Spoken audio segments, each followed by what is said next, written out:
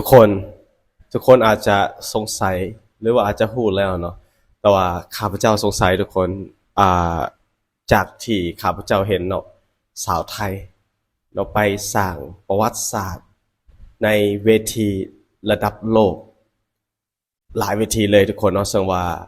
าเป็นการประกวดความงามเนาะซึ่งว่านอกจากความงามแล้วนะทุกคนยังบอกถึงความฉลาดเนาะในการตอบคำถาม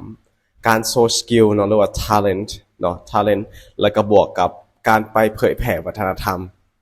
ส่วนมื้อนี้เราจะมาเว้ากันทุกคนว่าเป็นอย่างสาวไทยคือเก่งแท้ในมุมมองคนลาว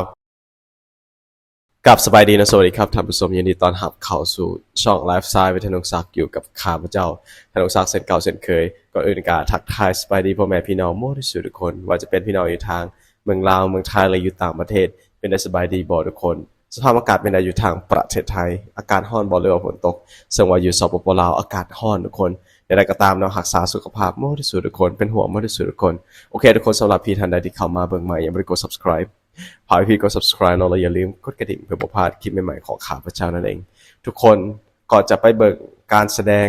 หรือว่าการตอบคำถามของสาวไทยฐานนี้ทุกคนนะซึ่งว่าเราไปสร้างประวัติศาสตร์หน้าใหม่เนาะในเวทีระดับโลกนั่นเองนะทุกคนซึ่งเป็นการประกวด Miss Globe แล้วทุกคนซึ่งว่าก่อนจะเข้าไปในขอบอกหน่อยหนึ่งเนาะซึ่งว่าเหตุการณ์ล่าสุดเนาะทุกคน breaking news เนาะซึ่งว่าทางเกาหลีเนาะได้บุกเข้าไปกัมพูชาและไปทำลายเนาะแหล่งพนันเนาะทุกคนเนาะแหล่งพนันอยู่ในกัมพูชากรุงพนมเปญเนาะซึ่งว่านำเอาคนเกาหลีเนาะกลับประเทศซึ่งว่าเหตุให้ฐานฮุนเซ่นเนาะหรือฮุนมาเน็ตเนาะทุกคนเนาะฮุนมาเน็ตหรือฮุนเซ่นเนาะที่แบบไปต้อนรับทางเกาหลีเนาะเพิ่นก็บ่มีสีหน้าท่าทียิ้มแย้มหยังเลยเนาะทุกคนเนื่องจากว่าเพิ่นมาเอาคนประเทศเพิ่นจังซี่นะเนาะถ้าว่าเพิ่นบ่มาหั่นน่ะเนาะทางกัมพูชาก็คือสิบ่เฮ็ดหยังคือสิบ่ไปบุกจับเนาะแก๊งบอลต่างๆทุกคนซึ่งว่าเห็นได้ชัดเจนเลยว่าเกาหลีเป็นประเทศที่โอ้โหสุดยอดทุกคนเนาะซึ่งว่ามีพี่ๆคนไทยหลายๆคนเพิ่นก็ไปคอมเมนต์นะทุกคนว่า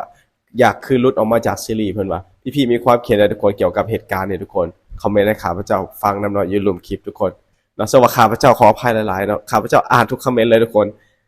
บางทีเนาะข้าพเจ้าค่อนข้างจะเวียกค่อนข้างที่จะยุ่งหน่อยนึงเนาะว่าเหตุหลายอย่างตอนนี้ก็กำลังฝึกภาษานำแน่เนาะเดี๋ยวอีกอย่างคืบหน้าเราจะมาอัปเดตให้ทุกคนฟังไปนำกันทุกคนโอเคมาเว้าเกี่ยวกับแม่หญิงไทยทุกคนสวัสดีแม่หญิงไทยเนาะก็เป็นผู้หนึ่งในมุมมองข้าพเจ้าเนาะรู้สึกว่า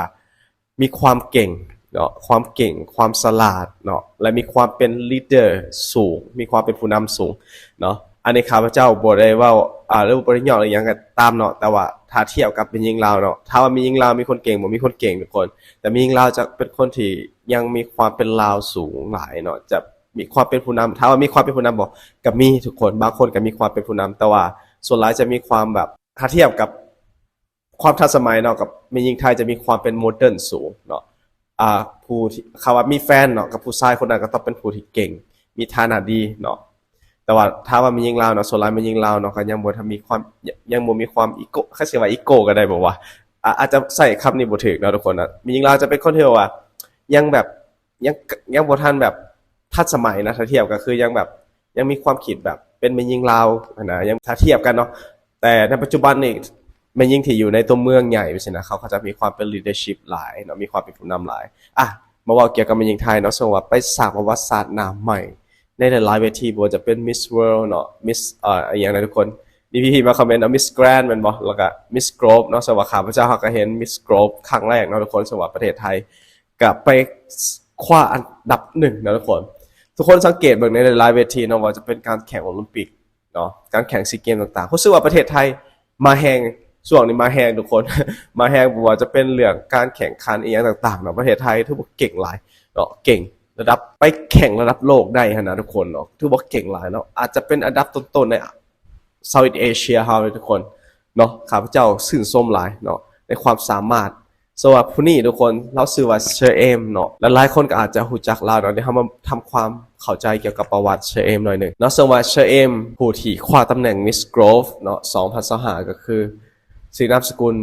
ว่าสยาธนุชเป็นนางแบบและนักแสดงสาวไทยเนาะเจ้าของตำแหน่ง Miss Grove 2025ซึ่งจัดขึ้นที่กรุงติรานาประเทศแอลเบเนียเนาะถือว่าเป็นครั้งแรกในประวัติศาสตร์ที่ประเทศไทยค ความมงกุฎนี่ได้ทุกคนเนาะซึ่งว่าก่อนหน้าจะประสบความสำเร็จเนาะเซเอมเนี่ยทุกคนได้เคยประกวด Miss Universe Thailand 2020เนาะและได้รับตำแหน่ง Miss Grand ลำพูน2023รวมถึงห้องอันดับ1 Miss Grand Thailand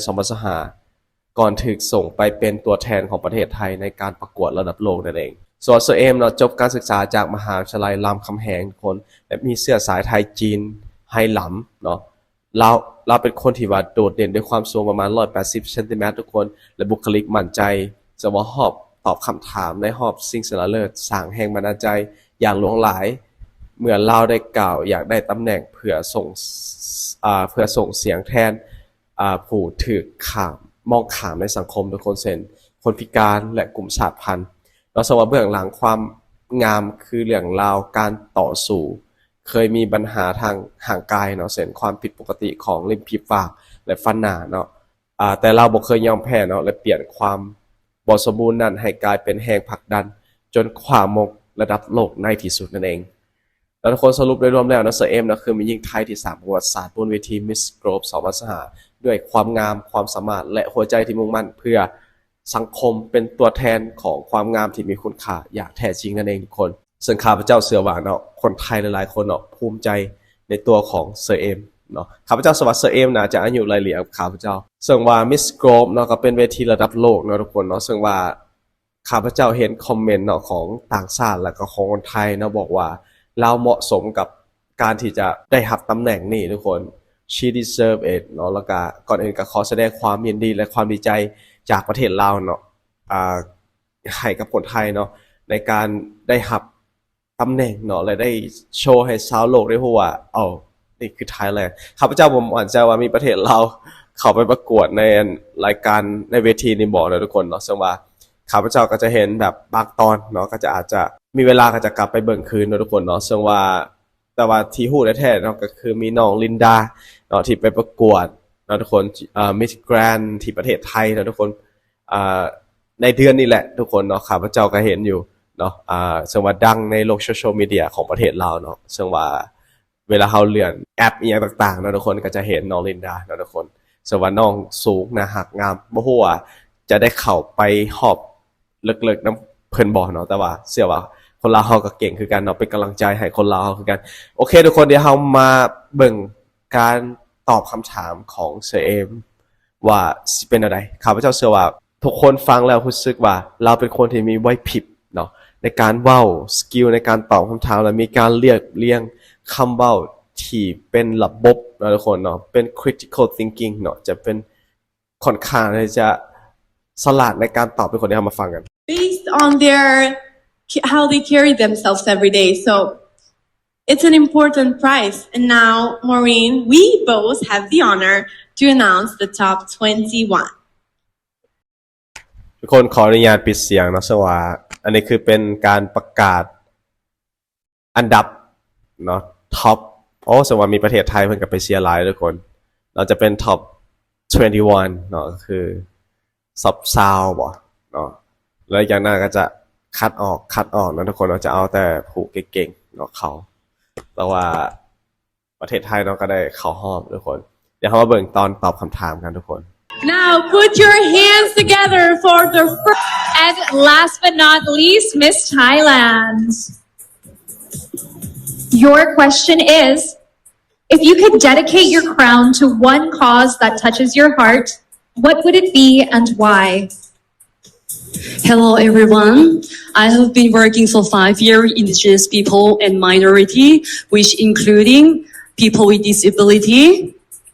and people who is an outcast from the society who wandering with their home and other such. I feel that the Miss Globe is not just the leader who unite the people together, but we also fight for the voiceless people who cannot speak for themselves. So I would like to dedicate this crowd for the people who still don't have the voice in society, and the cause that I want to be especially dedicated to is the indigenous people, because they are the part of our world and they are here just like us. They are here because they're worthy of being a human. But nowadays, we don't really see them as human just because they're differences. So I would like to make an inclusive society for everyone, including indigenous people and the people who is deemed to be different because we are all human, we are different, and that makes us beautiful. Thank you. Thank you, Miss Thailand. These are the final two. An exciting, amazing, beautiful moment. Wow. Only one of them will take home the crown of the Miss Globe 2025. The other will be crowned as the first runner-up. She has the special duty. If anything happens to our reigning queen, she will fulfill the crown. ทุกคนสวัสดีตอนนี้ก็เป็นการประกาศเนาะว่าผู้ใดสิได้ตำแหน่งเนาะเป็น Miss Globe 2025ทุกคนสว่าเป็นนาทีที่รุ่นเนาะสว่าเป็นครั้งประวัติศาสตร์ของประเทศไทยเนาะสว่าเชอเอมเนาะได้ตอบคำถามที่ว่าในเชิงของความเท่าเทียมเนาะในกลุ่มชนเผ่าหน่อยเนาะกลุ่มชนเผ่าอย่างต่างๆนะทุกคนว่าอยากให้อยากให้ทุกคนมีสิทธิเท่าเทียมกันอย่างประมาณนี้ทุกคนเนาะโอ้แสดงความยินดีกับ Miss Globe Thailand เนาะที่ได้รับตำแหน่งเป็น Miss Globe 2025 Congratulations ทุกคนโอ้โหงามหลายนะทุกคนเนาะเก่งสลาดเนาะสมคำล่ำลือเพิ่นว่า อันนี้ก็เป็นสิ่งหนึ่งที่ว่าแสดงความยินดีให้กับคนไทยเนาะเก่งหลายทุกคนเก่งหลายเห็นประเทศไทยเพิ่นได้เฮาก็ดีใจนำทุกคนเนาะโอ้โหเป็นหยังเนาะข้าพเจ้าเชื่อว่าคนลาวหลายๆคนเวลาเห็นแบบคนไทยประสบสำเร็จเลยอย่างต่างๆเนาะคนลาวหลายคนเพิ่นก็จะมีความรู้สึกว่าดีใจนำเนาะเป็นสิ่งที่แบบแปลกเนาะทุกคนเนาะว่ามันมีความแบบรู้สึกผูกพันแบบคล้ายๆประเทศไอ้นอกนะเห็นใดก็ดีใจนำมาสินะเนาะโอเคทุกคนสวัสดีคลิปเฮาจบไปแล้วทุกคนถ้าทุกคนมักก็ฝากกดไลค์กดแชร์ Subscribe เนาะสบายดีสวัสดีครับบ๊ายบาย